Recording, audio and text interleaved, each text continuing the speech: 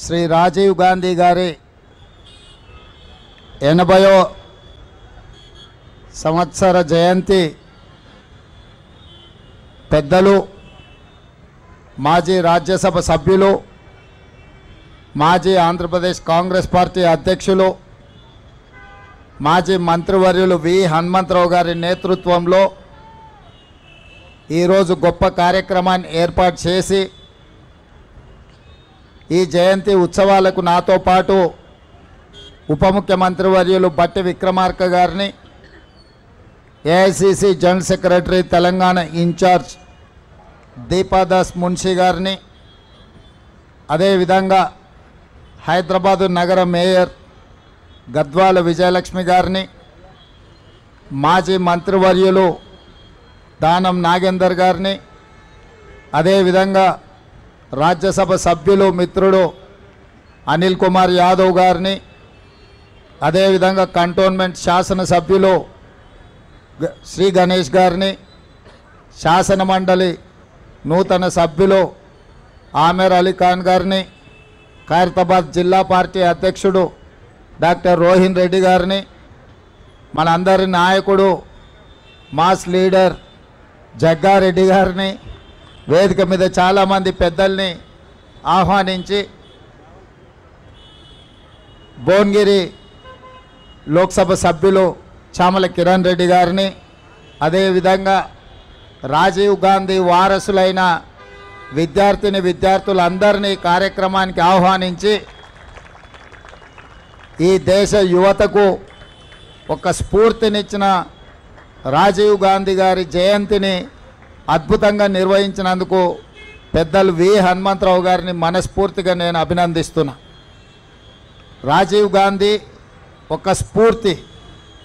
రాజీవ్ గాంధీ గారు సమూలమైన మార్పులకు, విప్లవాత్మక చైతన్యానికి వారు ఆదర్శంగా నిలబడి ఈ దేశంలో పెద్దలు బట్టి విక్రమార్క గారు చెప్పినట్టు పారిశ్రామిక విప్లవం కొంత వెనుకబడ్డ కంప్యూటర్ విప్లవంతోనే కోట్లాది మందికి ఉద్యోగ ఉపాధి అవకాశాలు వస్తాయి, భారతదేశము ప్రపంచంతో పోటీ పడుతుందని గుర్తించి 1980 దశకంలోనే ఈ దేశానికి కంప్యూటర్ని, ఈ దేశానికి సాంకేతిక నైపుణ్యాన్ని, అదేవిధంగా టెలికాం రంగాన్ని ఈ దేశానికి పరిచయం చేసిన గొప్ప స్ఫూర్తి ప్రదాత శ్రీ రాజీవ్ గాంధీ గారు.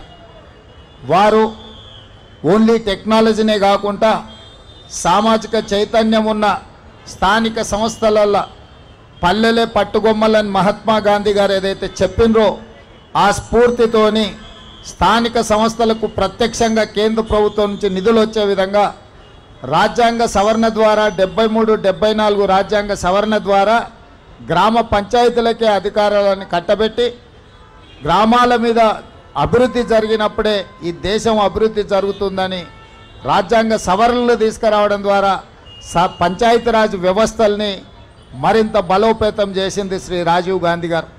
ఇదే కాకుండా కుటుంబంలోనే కాదు, రాజకీయాలలో, స్థానిక సంస్థల్లో మహిళలకు ప్రాధాన్యం ఉండాలి, సమానమైన అవకాశాలు ఉండాలి అని చెప్పి స్థానిక సంస్థలలో మహిళలకు రిజర్వేషన్లు తీసుకొచ్చి మహిళల్ని పొలిటికల్లీ ఎంపవర్ చేసింది శ్రీ రాజీవ్ గాంధీ గారు.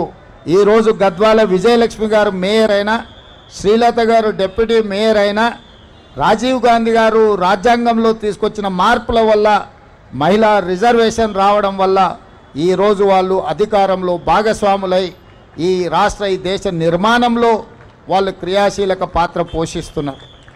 అదేవిధంగా ఈరోజు ఈ దేశం అభివృద్ధి పదం వైపు నడుస్తున్నది అనంటే ఈ దేశం ఇంత బలంగా ఈ దేశం యొక్క సమగ్రతను కాపాడడానికి రాజీవ్ గాంధీ గారు తన ప్రాణాలను సైతం త్యాగం చేసింది.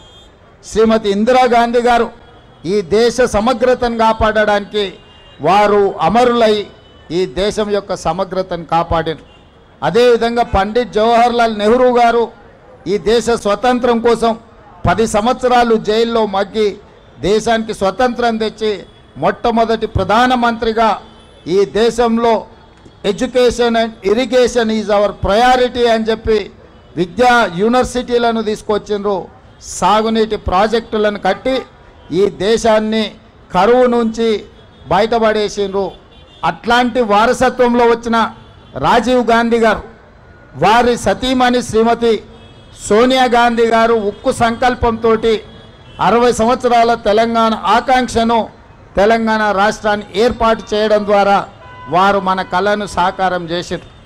అంత గొప్ప స్ఫూర్తి ప్రదాత అయిన తెలంగాణ రాష్ట్రాన్ని ఇచ్చిన శ్రీమతి సోనియా గాంధీ గారికి భర్త, శ్రీమతి ఇందిరాగాంధీ గారికి పుత్రుడు, పండిత్ జవహర్లాల్ నెహ్రూ గారి మనమడు, ఈ దేశ ప్రధానమంత్రి రాజీవ్ గాంధీ గారి విగ్రహాన్ని సచివాలయం ముందు పెడితే కొంతమంది సన్నాసుల విగ్రహాన్ని తొలగిస్తామని ఈరోజు మాట్లాడుతున్నారు. అధికారం పోయినా బలుపు మాత్రం తగ్గలేదు.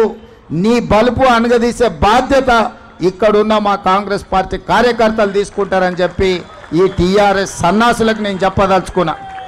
ఆ సన్నాసి దుఃఖం బాధ ఏందని నేను కనుక్కుంటే అక్కడ వాళ్ళ అయ్య విగ్రహం పెడదాం అనుకున్నాడట. వాళ్ళ అయ్య పోయేదెప్పుడు, వీడు పెట్టేదెప్పుడు అక్కడ విగ్రహము? ఈ దేశానికి స్వతంత్రం తెచ్చిన కుటుంబము, ఈ దేశం కోసం 2 తరాలు ప్రాణాలు ఇచ్చిన కుటుంబము, ఈ తెలంగాణ రాష్ట్రాన్ని ఏర్పాటు చేసిన కుటుంబము సచివాలయం ముందు కోట్లాది ప్రజలకు స్ఫూర్తిగా అమరవీరుల స్తూపం పక్కన ఈ దేశం కోసం అమరుడైన శ్రీ రాజీవ్ గాంధీ గారి విగ్రహం పెట్టడం సముచితం. అంతేగాని ఉద్యమం ముసుగులో తెలంగాణ రాష్ట్రాన్ని దోసుకొని వేలాది కోట్ల రూపాయలు సంపాదించుకొని వందలాది ఎకరాల ఫామ్ హౌజులు కట్టుకొని తాగుబోతు సన్నాసుల విగ్రహం ఒకవేళ సచివాలయం ముందల పెడితే ఈ పిల్లలకు ఎవరిని ఆదర్శంగా చూపిస్తారు? పొద్దున్న లేస్తే రాత్రి వరకు తాగి ఫామ్ హౌస్లో పొర్లాడే కేసీఆర్ విగ్రహం ఉండాలన్నా అక్కడ సచివాలయం ముందల, లేకపోతే దేశం కోసం ప్రాణత్యాగం చేసిన రాజీవ్ గాంధీ విగ్రహం ఉండాలన్నా తెలంగాణ సమాజం ఆలోచన చేయాలి. నిన్నటికి నిన్న సన్నాసి రాజీవ్ గాంధీ విగ్రహం తొలగిస్తే మేము అధికారులకు వస్తే అని అంటున్నాను. నేను ఒక్క మాట చెప్పదలుచుకున్నా. ఇక నాకు మంచి మాటలు రావు కానీ ఒక్క మాట అయితే చెప్పదలుచుకున్నా. ఎవడైనా శాతనైతే వచ్చి రాజీవ్ గాంధీ విగ్రహం మీద చేయి పెట్టండి బిడ్డ, చెప్పు దిగకపోతే చూస్తా నేను. నీ అయ్యా విగ్రహం కోసం దేశం కోసం ప్రాణాలు ఇచ్చిన రాజీవ్ గాంధీ విగ్రహాన్ని తీస్తావా నువ్వు? నీకు అధికారం అనేది కళలో మాట, కళలో కూడా నీకు అధికారం రాదు. అసెంబ్లీ ఎన్నికల్లో 39 సీట్లు ఇస్తే పార్లమెంట్లో వస్తే 7 సీట్లలో డిపాజిట్ పోయింది, 15 సీట్లలో 3rd ప్లేస్లో వచ్చిన సన్నాసి నీ పార్టీ మళ్ళీ అధికారంలోకి వస్తుందా? నీవు మళ్ళీ రాజీవ్ గాంధీ విగ్రహాన్ని తీస్తా అని మాట్లాడతావా? చింతమడకకు పోతావు బిడ్డ నువ్వు అనుకుంటున్నావు. ఈ చింతపండు అవుతుంది అక్కడికి గిన వస్తే. ఆయనకి ఇప్పుడు తెలంగాణ తల్లి గుర్తొచ్చింది. ఇన్ని రోజులు గాడిదలను కాసినవా?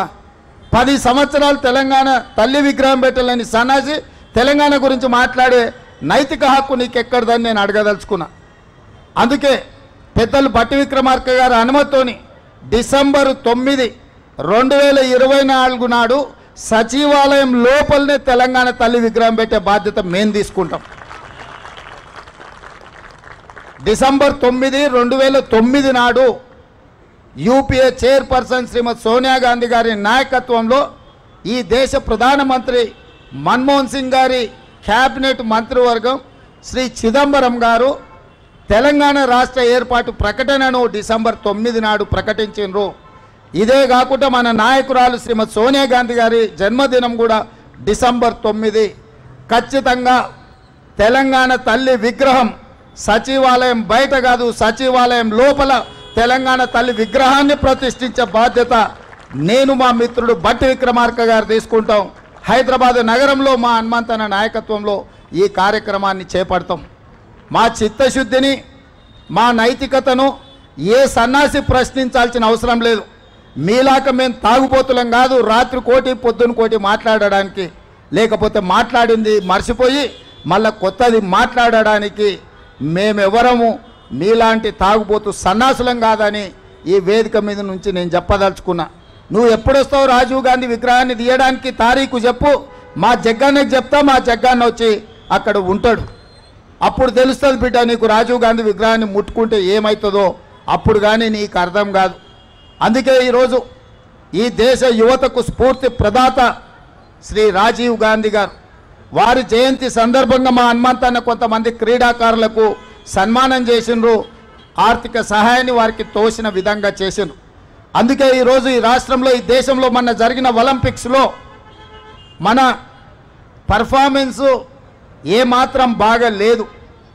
సౌత్ కొరియా లాంటి చిన్న దేశానికి 32 పథకాలు వచ్చినాయి. నేను సౌత్ కొరియాలో ఒక యూనివర్సిటీకి పోతే ఓన్లీ 1 యూనివర్సిటీలో 16 పథకాలు వచ్చినాయి. ఒకే ఒక అమ్మాయికి 3 గోల్డ్ మెడల్స్ వచ్చినాయి.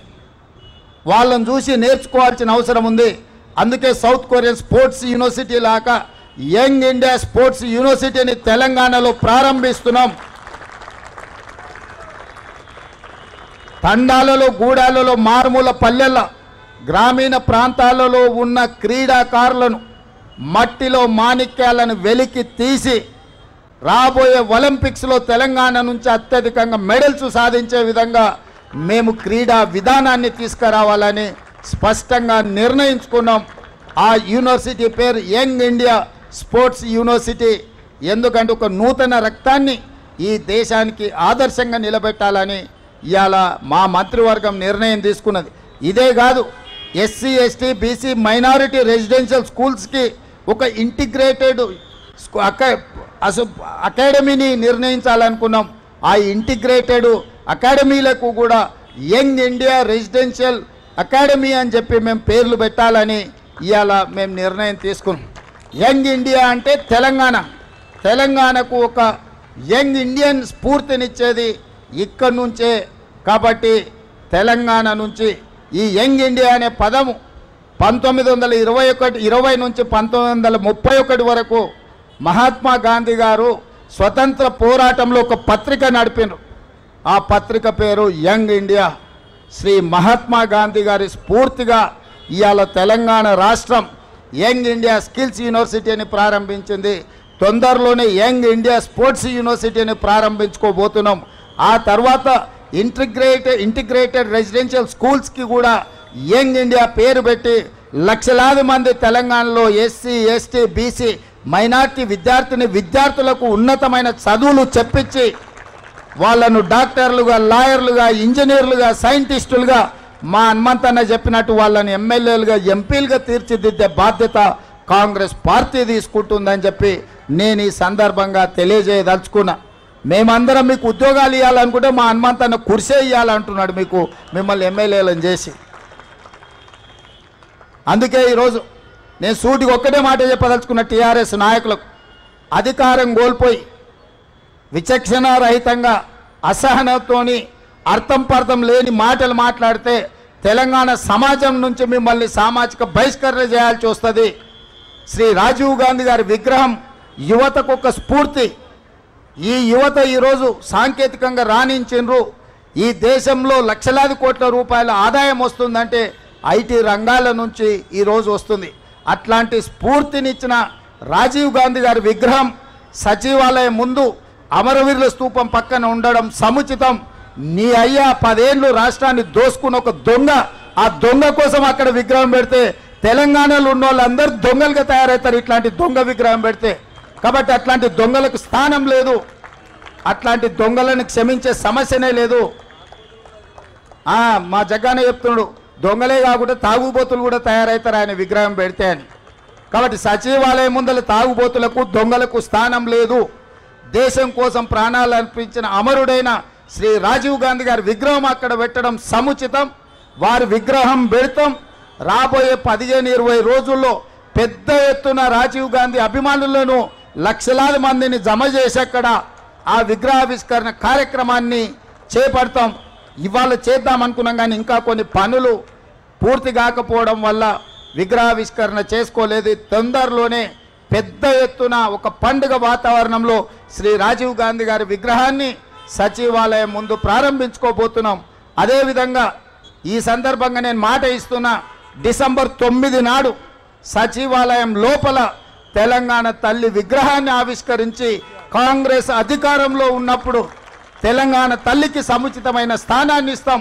10 సంవత్సరాలు తెలంగాణ తల్లి విగ్రహం పెట్టలేని సన్నాసులు గతంలో పాలకులన్న సంగతి కూడా ప్రజలందరికీ తెలిసే విధంగా కార్యక్రమాన్ని ఏర్పాటు చేస్తామని తెలియజేస్తూ ఇంతసేపు ఓపికగా ఉన్న మా విద్యార్థులకు మరొకసారి అభినందనలు తెలియజేస్తూ మీ దగ్గర సెలవు తీసుకుంటున్నా. ధన్యవాదాలు మిత్రులారా.